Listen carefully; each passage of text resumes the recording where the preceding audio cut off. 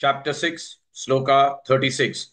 Asamyatatmana yoga asamyatatmana yoga asamyatatmana yoga dushprapa iti me matihi dushprapa iti me matihi दुष्प्राप इति मे मतिः असंयतात्मना योगः दुष्प्राप इति मे मतिः असंयतात्मना योगः दुष्प्राप इति मे मतिः असंयतात्मना योगः दुष्प्राप इति मे मतिः असंयतात्मना योगः दुष्प्राप इति मे मतिः असंयतात्मना योगः दुष्प्राप इति मे मतिः वश्यात्मना तु यतता वश्यात्मना तु यतता वश्यात्मना तु यतता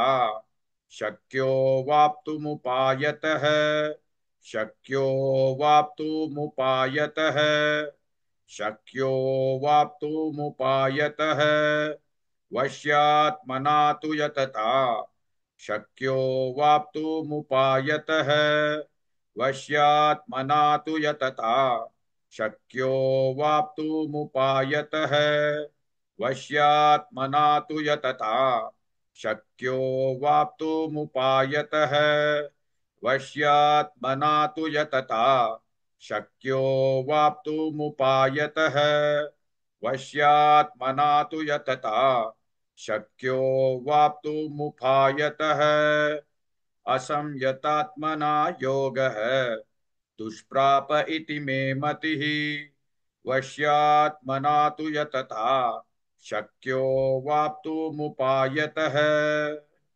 Please like and share this video because you could be instrumental in helping someone around the world recite the Srimad Bhagavad Gita, thereby helping them to have a life of unending opulence, victory and prosperity. This is mentioned in chapter 18, Sloka 78. Yes, don't forget to buy my book, Leadership Can Be Child's Play. Namaste.